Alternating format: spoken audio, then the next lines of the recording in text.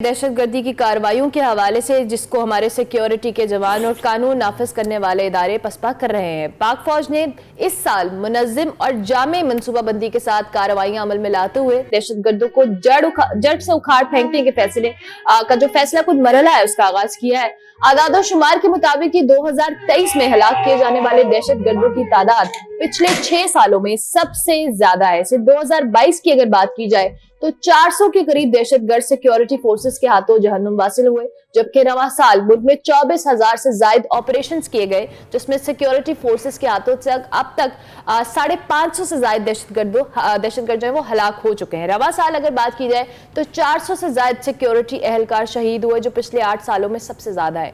2 रोजा कागजी आपको पता है जिला डेरा इस्माइल खान में मुख्तलिफ कार्रवाइयों के दौरान 27 दहशतगर्द हलाक, जबकि 25 फौजी जवान शहीद हुए। और गुज़िश्ता रोज निगरान वजीर आजम साहब जो अनवारुल्लाह काकर साहब हैं, उन्होंने डेरा इस्माइल खान का दौरा किया, कंबाइंड मिलिट्री हॉस्पिटल का दौरा किया और फिर बम धमाके जख्मियों की रियायत भी की और कहा कि पूरी पाकिस्तानी कौम दहशतगर्दी के खिलाफ जो सीसा फैलाई दीवार की तरह खड़ी है।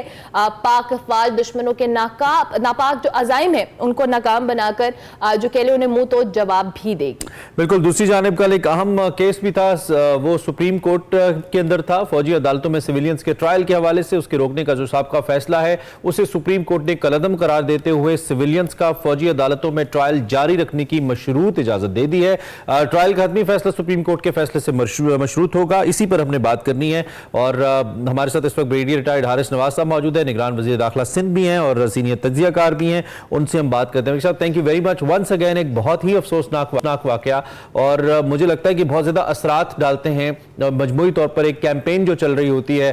खासतौर पर हम अगर वॉर ऑन टेरर की बात करें, हमारे 25 नौजवान जो हैं वो जवान शहीद हुए और बहुत बड़ा एक वाकया था, सानिया था। अगरचे के दहशतगर्द भी मारे गए लेकिन उनकी जानें कीमती नहीं है, हमारे एक एक जवान की जान बहुत कीमती है। तो इस वाकये के ऊपर आपका क्या टेक है? और जो पिछले 1 साल के अंदर ये जो कार्रवाइयां हुई हैं, जाहिर बात है दहशतगर्द तभी मरे हैं जब कुछ हद तक कार्रवाइयों में इजाफा भी हुआ है, इस पर आपका क्या टेक है?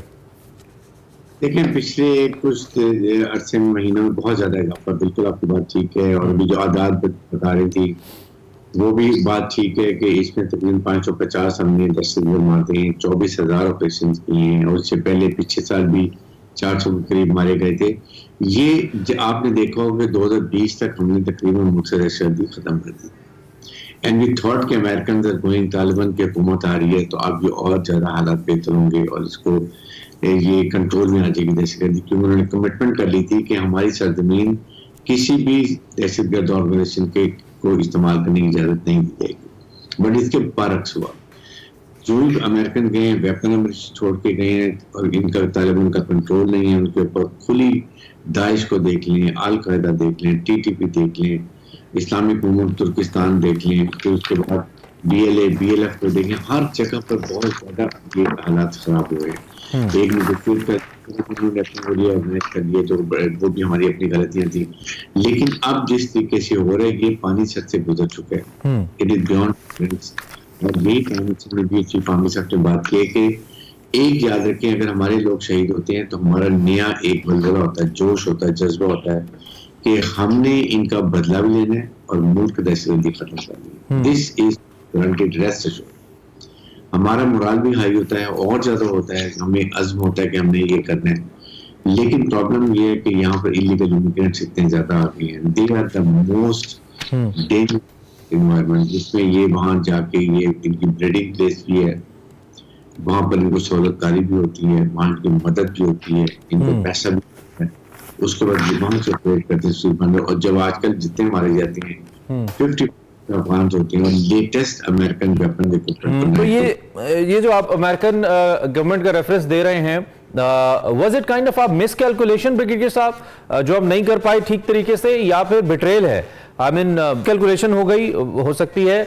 बिट्रेल इज समथिंग कि हमें कहा और गया था, कमिटमेंट्स और थी, लेकिन अब हो कुछ और रहा है अफगान हुकूमत की तरफ से। आप इस पे क्या समझते हैं? देखिए इमरान, प्लीज रिमेंबर, आइडियोलॉजी जो है ना वो अफगान तालिबान की और TTP की एक है। I am very clear about it. और ये बिल्कुल उनको खामोश हुए हैं, उनको मना नहीं कर रहे हैं। अगर ये चाहते हैं तो उसको कंट्रोल कर सकते हैं। अब सिर्फ ये वहां उनको वार्निंग दे दें कि जी आप हमारे मुल्क से निकलें और जाके पाकिस्तान में जो करना है करें, then we are there to sort them out.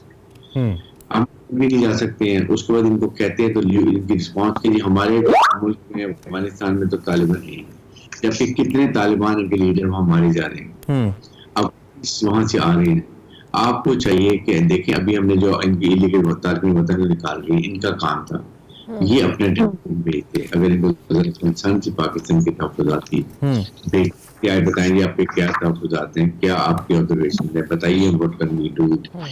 Gas की ये प्रोवोकेटिव स्टेटमेंट दे रहे हैं और उसके बाद से ये हालात खराब हो गए। तो आई थिंक इस वक्त पूरी कौम को सबसे बड़ी बात ये होती है कि ऐसे मौके पर पूरी कौम को इकट्ठा, चाहे वो आर्मी हो, चाहे अवाम हो या हुकूमत हो, everybody has to be on the same grid.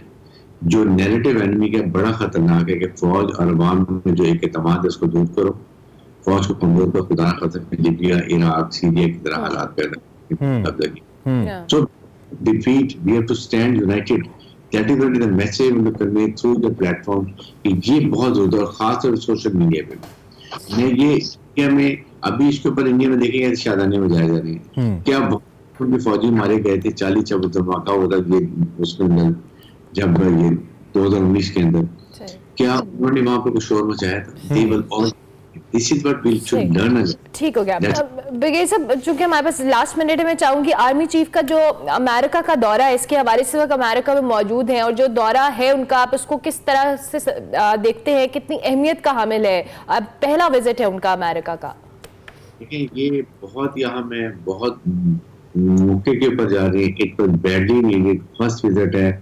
I am sure कि चीफ आर्मी स्टाफ जो कि बहुत ही कंसर्न है पाकिस्तान के बारे में, पाकिस्तान के अवाम के बारे में, पाकिस्तान की मुसल्लह अफवाज के बारे में, he must lot of deliberation करके, और उसमें जाहिर है कि पाकिस्तान में मिलिट्री टू मिलिट्री कॉन्टैक्ट की बात हो रही होगी, पाकिस्तान के अवाम के बारे में बात हो रही होगी, पाकिस्तान की इकोनॉमी के बारे में बात हो रही होगी, जो इस वक्त इलीगल इमिग्रेंट्स की बात है ये बात हो रही है, अफगानिस्तान में हमारे तहफ़्फ़ुज़ात जो है वो बात हो रही होगी, और जो इंडिया पाक हमारे साथ कर रहे हैं पाकिस्तान में अफगानिस्तान के थ्रू और गुलभूषण जादेव जैसे लोगों के साथ, Pakistan must be I think ये बहुत अहम मामला। अमेरिका के कुछ कंसर्न्स थे ये जो हम अफगानियों को वापस भेज रहे हैं, आपके ख्याल में इस दौरे के बाद हमारी उस पॉलिसी में कोई तब्दीली भी हो सकती है?